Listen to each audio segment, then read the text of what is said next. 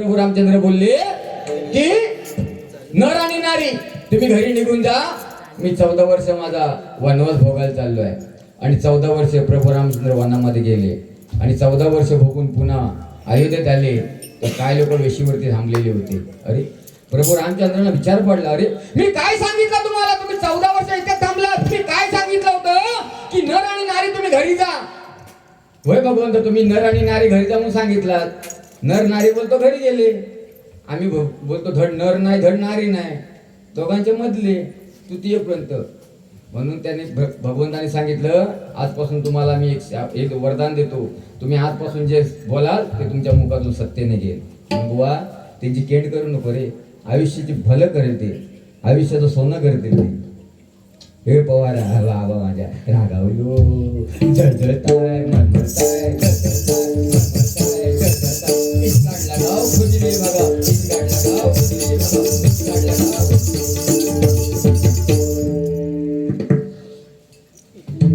मला अभिमान वाटतो बुवा, आज माझ्या मालवाचा अभिमान वाटतो. आमचे तात्या 7 समुद्राकडे घेऊन गेले भाषा 7 समुद्र पलीकडे. म्हणून बुवा ह्या जगामध्ये 2च माणसं हुशार आहेत, ह्या जगामध्ये 2च माणसं हुशार आहेत. पहिलं जर्मनी आणि दुसरं मालवणी. नात नाही करायचं सामुट्याहून गाडी माहित नाही. शमनी गेली 10 वर्षाचे प्रेम केले, बायकोवर प्रेम नाही केलं ह्याच्या एवढं बेईमान झालो. एवढं बायकोवर प्रेम नाही केलं ह्याच्या गेलो बेईमान झालो. शेवटची बारी म्हणता घे, आज नाही शेवटची बारी घे, शेवटची काय फरक पडत नाही. कोण तोंड टाकवता सार्थक केलं पण जीवनाचा माझ्या शेवटची बारी सांगून गेली ना. ह्या काय 10 वर्षात काय जमला असता करू आयुष्यात बारा घ्यायला पण बघा तो. आणि काहीतरी बराचसा काय नाही का सांगितलं तो काढले 7 बारा उतारो बघा. पण खरोखर मला कोकणाचा अभिमान वाटतो बुवा. आज माझ्या कोकणामध्ये किती दुष्काळ पडला तरी माझा शेतकरी आत्महत्या करत नाही बुवा. सुजलाम सुफलाम हे माझं कोकण आहे, मला कोकणाचा अभिमान वाटतो. किती दुष्काळ पडला तरी माझा कोकणी आत्महत्या करत नाही. आमच्या कोकणामध्ये हुंडाबळी नाही. आज माझ्या कोकणातल्या मुली 10वीला आणि 12वीला टॉप लेवलने पास होतात बुवा. दिल्ली दरबारामध्ये माझ्या सिंधुदुर्ग जिल्ह्याचं सुवर्णाक्षरामध्ये बुवा नाव कोरलेलं आहे. ह्या जिल्ह्यातल्या पण माणसं आहोत काय समजली बुवा. सत्ता कोणाची बोल, पक्षाचं काय नाही तसं, पक्षाचा आपला संबंध नाही. पण स्वतः मी कट्टर बीजेपी आहे, स्वतः मी बीजेपी आहे म्हणून माझ्यावर जळता. बीजेपी म्हणजे काय बुवा, जनार्दन पेडणेकर. पी म्हणजे बुवा, जे म्हणजे जनार्दन, पी म्हणजे पेडणेकर. जळजळताय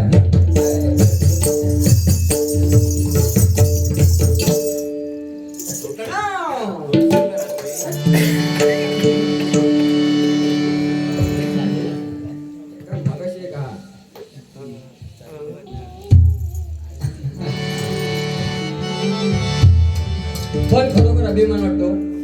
आज जवळजवळ यांची जॉईंट फॅमिली आहे. बुवांसाठी एकदा आवाज सुंदर आहे. 5-6 भाऊ एकत्र राहतात आणि यांच्या घरी जवळजवळ 50 गुरं आहेत आणि जवळजवळ 10-15 मेंढ्या आहेत, बकरी आहेत. आणि एवढा प्राणीप्रेमी आहे, पक्षीप्रेमी, पक्ष्यांवरती प्राण्यांवरती एवढा प्रेम करतो. हे बकरी आहे, हे बकरं एवढा जीव लावलेला आहे. बुवा जिथे जाणार तिथे ती बकरी पाठणं येणार. आणि त्या दिवशी बुवांच्या घरची म्हणतात आजीने, अरे जा म्हणता पेडणेकर देवगडचो आणून त्याच्यानंतर आंबे घेऊन येता आणि इलोय माझे येऊ बाहेर पडलो. बाहेर पडल्यावर बकरी पाठी लागली याच्या. ती बकरी पाठी लागल्यावर आता ते आजी म्हणतात पेडणेकरांकडे चाललं ना, मग जा घेऊन जा ती का म्हणता, काय तो तुझंच मित्र आहे ना म्हणता, 11 वर्ष म्हणतात तुझ्यावर, तो प्रेम करता बायकोपेक्षाही म्हणता घेऊन जा ना. तो इलो एसटी वैभवच्या स्टॉपवरती इलो, हातात बकरी, एसटी हात दाखवल्यावर म्हणता साहेब म्हणतात तुम्ही चढा एसटीत, पण म्हणता बकरी का अलाउड नाही. तो पुन्हा घरी गेलो. घरी गेल्यावर आजी विचारता काय झाला, नाही म्हणता एसटीत म्हणता तो कंडक्टर म्हणता घेत नाही बकरी म्हणता. मग त्यात काय म्हणता मोठा, ते म्हणता माझी घोंगडी आहे ना, ती म्हणता तिच्या पाठीत टाकणी घेऊन जा, कोणी विचारलं सांग घोंगडी खाली माझी आजी आहे म्हणून. आणि पुन्हा त्या बकरीच्या पाठीत घोंगडी टाकला आणि इलो एसटी स्टॉपवरती इलो एसटी हात दाखवला बरोबर एसटी थांबली. बुवानी चढून सुरुवात केली, बकरीची तर कानी धरलेली बरोबर त्या ड्रायव्हरच्या 5च्या सीटवरती गेली. 5च्या सीटवर गेल्याबरोबर कंडक्टर इलो विचारता खय जाणार म्हणता देव उघडला. किती देव म्हणता दीड देवा. दीड कोणाची फुल म्हणता माझी आणि म्हणता घोंगडे खाली म्हणता माझी आजी म्हणता कमरेचा म्हणता प्रॉब्लेम मध्ये का तिची म्हणता अर्धी देवा. आणि बसल्याबरोबर पुढे फणस गावात गेल्यानं मोठं चढावं लागतं चढ लागता.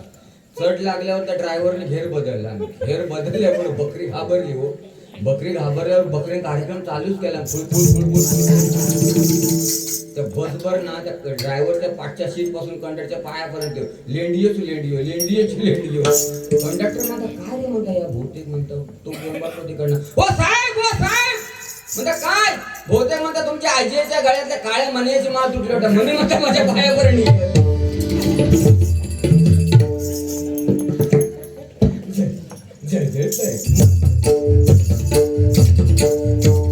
अरे लाईट गेली काय ना डोळ्यात कॅशिले याच्यात कशात येतस तुम्ही. आणि तू किती आहे ती सगळी दिलं आणि कापूक सांगितलं घेऊन जा तुझी सगळी घेऊन जा ह्याच्या नादाक लागायचा नाही. मग तो एक त्याला म्हणतात मध्ये डॉलरनी बाजून झालं माका तुम्ही साईदार म्हणतात मग करायचं काय मी कोणी माकाकडे कोणी बक्षीस आणतात.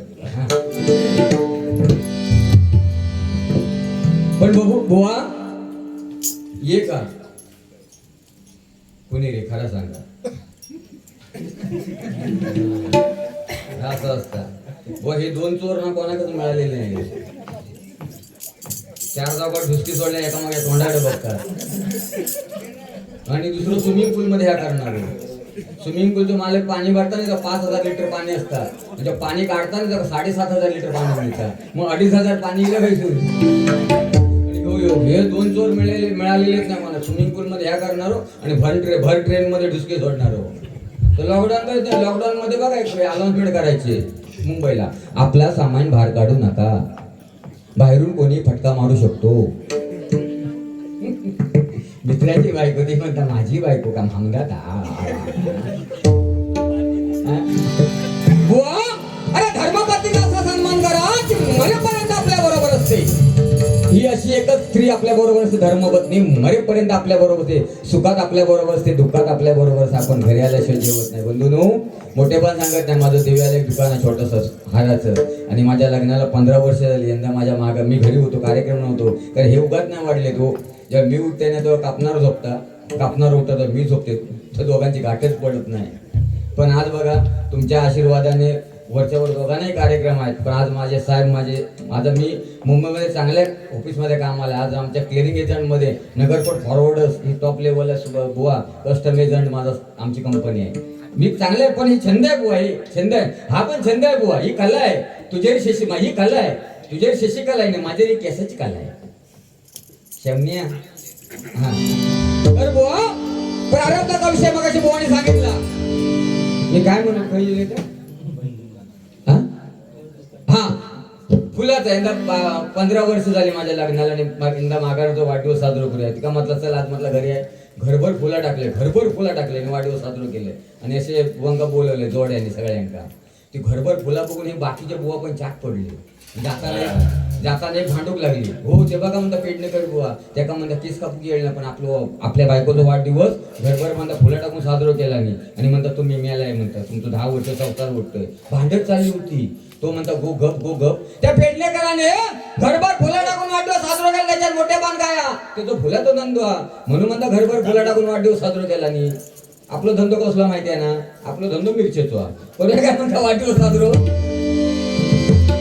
ज्ञाना रचना बाया तुका झाला शिकळत ज्ञाना रचना बाया तुका झाला शिकळत तुझा तुझ्या पाशी बरी जागा तुला बुवा बोलताना वाणीला मधुरता पाहिजे बुवा. प्रारब्धाचा विषय बुवा एकाच विहिरीतून पाणी सोडलं तर मळ्यामध्ये पाणी येतं. बुवाने मग सुंदर गाणी घेतली होती. गाणी म्हणण्यात बुवा पटा येतात.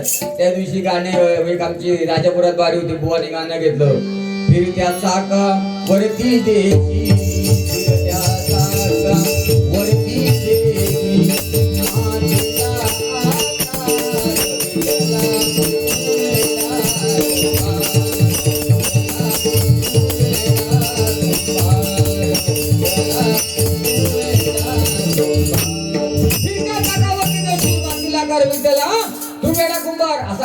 म्हटला बरोबर एका बाम लावणाऱ्या 200 रुपये आणून दिल्या तू आमका 200 रुपये दिल्या बरोबर. हा हा द्या या धन्यवाद धन्यवाद द्या. मात्रे देवीदास म्हात्रे देवीदास त्याच्याकडून 500. देवीदास मात्रे बोरिवली हा बोलली. धन्यवाद. या ठिकाणी 500 रुपये पारितोषिक केलंय आणि त्याने 200 दिला. 200 दिल्याबरोबर तो भजन संपलं तरी बुवांच्या गाडीवरती त्या बॉनेटवरती मान टेकून तो गाताना बुवा विचारतात, हो काका मगाशी मी गाणं म्हटलं फिरत्या चाकावरती देशी मातीला कर विठ्ठला तू वेळा कुमार, तेव्हा 200 रुपये म्हणता तुम्ही दिलात. तुमका म्हणता गाण्यात काय आवडला म्हणता बुवा तुमच्या गाण्यात मला काय आवडला नाही, पण जेव्हा तुम्ही म्हटलात ना फिरत्या चाकावरती देशी देशी म्हटलं तेव्हा म्हणता माझं मन भरून गेलं म्हणून म्हणता तुमका 200 दिले.